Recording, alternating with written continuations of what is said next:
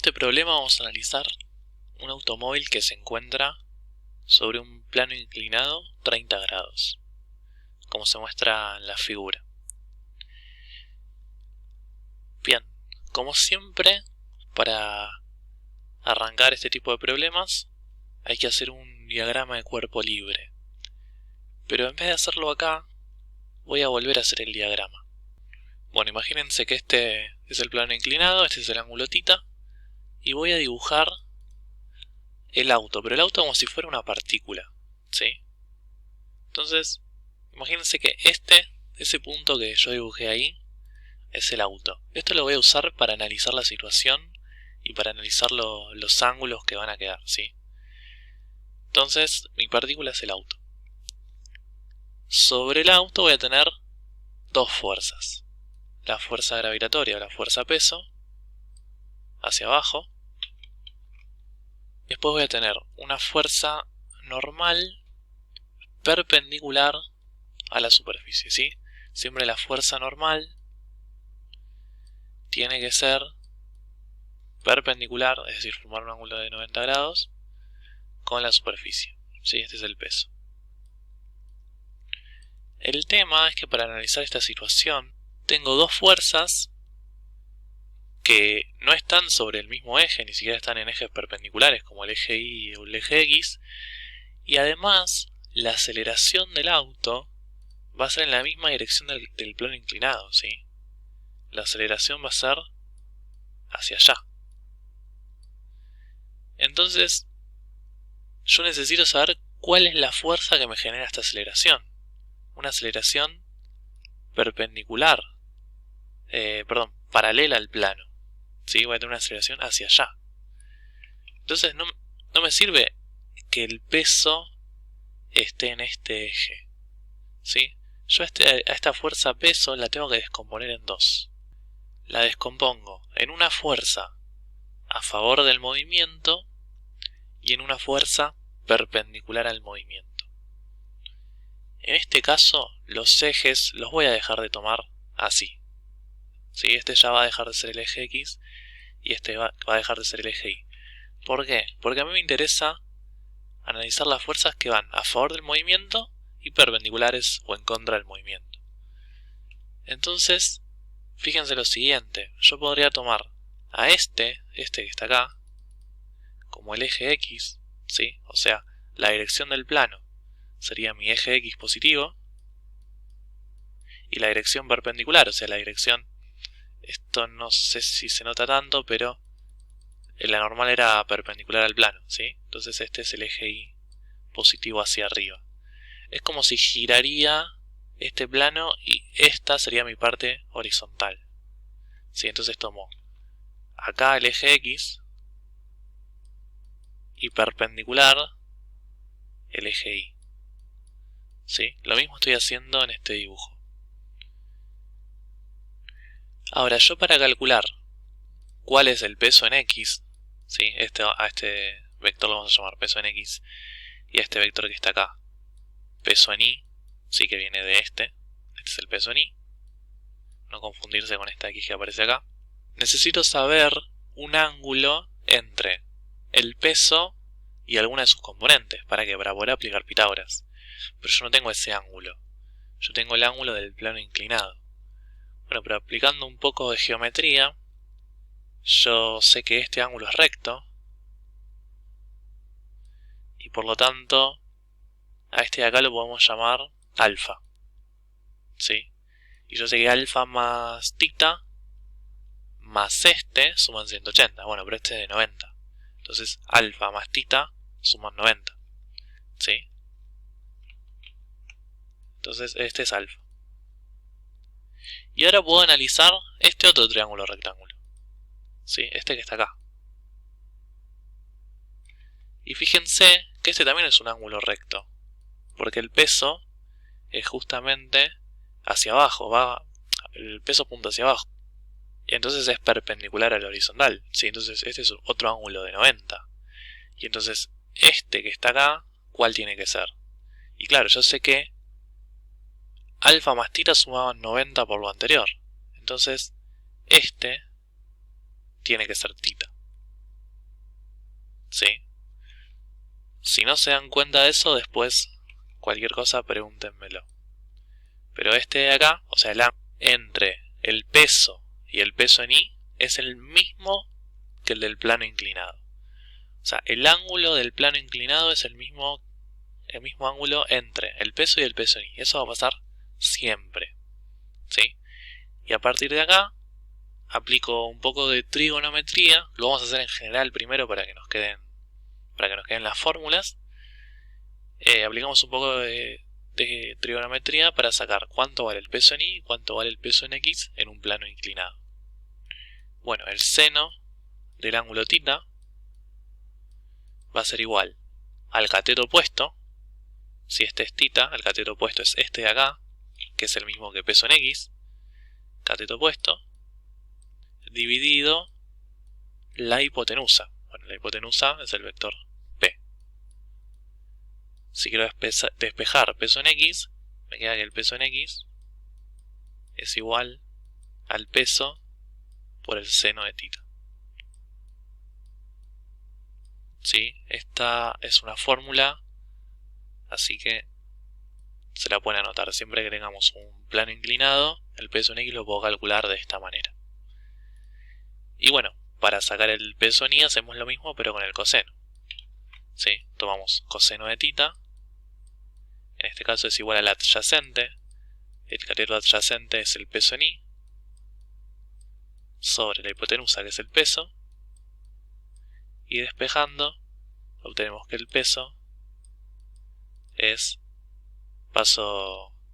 el peso en Y es igual a, paso el peso multiplicando, y da peso coseno de θ. Y tenemos otra fórmula para usar en el plano inclinado. Recapitulando, lo que yo tengo acá es mi auto. Sí, tengo el auto que lo dibujé como una partícula, sí, porque siempre analizamos partículas. Y en el auto tengo una fuerza normal hacia arriba, un peso en Y hacia abajo. Sí, fíjense que estoy dando vuelta al plano, como si el plano deja de estar inclinado.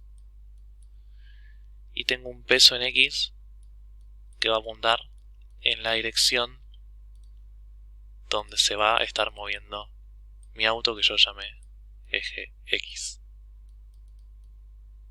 Sí, este sería como mi nuevo diagrama de cuerpo libre. No hace falta hacer esto, ¿ves? Si se entiende esto que está acá, es suficiente. Lo único que hicimos fue descomponer la fuerza-peso que estaba fuera de los ejes que yo propuse. Recuerden que el sistema de referencia lo puedo proponer yo, y en este caso me conviene que sea así, porque el movimiento va a ser sobre el eje X. ¿Sí? Y sobre el eje Y no va a haber movimiento. Fíjense que el auto no va ni para allá ni para allá. ¿Sí? Por eso me convenía poner los ejes así. Después, con este diagrama de cuerpo libre, si lo entienden, lo usan y listo, no hace falta graficarse esto que les grafiqué acá. Pero si les ayuda, háganlo. Bueno, entonces, en primer lugar, podemos calcular cuánto vale el peso en X y cuánto vale el peso en Y. Son datos importantes que seguramente vamos a usar. Yo sé que el peso es m por g. Entonces, el peso lo puedo calcular como la masa del automóvil, es decir, 400 kilogramos, por la aceleración de la gravedad. Esto me da 3.920 newtons. ¿Sí? Entonces ahora pasemos a calcular el peso en X. El peso en X es 3.920 newtons por el seno del ángulo del plano inclinado. El ángulo del plano inclinado es 30 grados. Entonces por el seno de 30. De esta manera, el peso en X nos queda 1960 newtons. ¿Sí? Y el peso en Y es lo mismo pero con el coseno, y da 3.394,82 newtons. Lo que nos pide el problema es que encontremos la aceleración del automóvil si se supone que la pista no tiene fricción. Bueno, si la pista no tiene fricción, obviamente si hubiera fricción habría que hacer una fuerza de rozamiento en contra del movimiento, ¿no? que eso lo vamos a ver la clase que viene. Pero en este caso, como no hay fricción, directamente estas son las fuerzas. Y bueno, a mí me interesa analizar el eje X porque es donde está acelerando. Si en el eje Y no hay aceleración, si no se mueve ni para allá ni para allá. Entonces la aceleración en el eje Y es 0. Y la aceleración en el eje X es la que quiero calcular. O sea, planteo la segunda ley de Newton en el eje X. La sumatoria de fuerzas en el eje X es masa por aceleración en el eje X. Bueno, la única fuerza es el peso en X. Y esto es igual a masa por aceleración. Puedo despejar, ¿sí? Peso dividido masa es la aceleración. El peso en X es de 1960 newtons. Dividido. La masa era de 400 kilogramos. Esto me da la aceleración que estoy buscando. ¿Sí? Hacemos la cuenta y obtenemos una aceleración de 4,9 metros por segundo al cuadrado. Siempre piensen que si la única fuerza que afecta es la fuerza gravitatoria en un plano inclinado, siempre la aceleración con la que va a caer por el plano tiene que ser menor que la fuerza gravitatoria. En el punto B nos dice que el auto se libera del reposo y que el paragolpes delantero, o sea, esta parte, recorre 250 metros cuesta abajo, ¿sí? O sea, que va a recorrer 250 metros.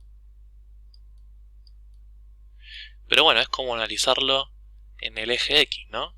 Es como si mi auto, que es mi partícula, recorre 250 metros en X. O sea, no es nada más que un MRV, ¿sí? Un movimiento rectilíneo uniformemente variado con una aceleración de 4,9 metros por segundo al cuadrado. Lo que pregunta es cuánto tarda en bajar la colina y cuál es la rapidez cuando llega ahí. Bueno, volvemos a las fórmulas de MRV.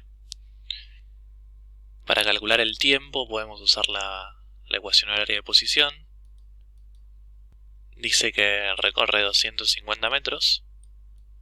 Supongamos que parte de una posición 0, partida del reposo, así que esto no va.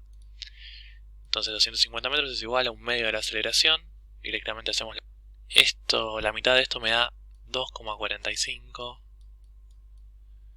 metros por segundo al cuadrado por el tiempo al cuadrado. Despejamos el tiempo, pasamos esto dividiendo. Esto me da 102,04 segundos al cuadrado. El cuadrado pasa como raíz y me queda que la raíz cuadrada de esto es el tiempo, que me da 10,1 segundos. Entonces este es el tiempo que tarda en bajar la colina. Y también pedía la velocidad. Bueno, pero una vez que tenemos el tiempo, directamente hacemos B de t. B en 10,1 segundos es igual a la velocidad inicial, 0, porque parte del reposo, más aceleración por tiempo. O sea, directamente la aceleración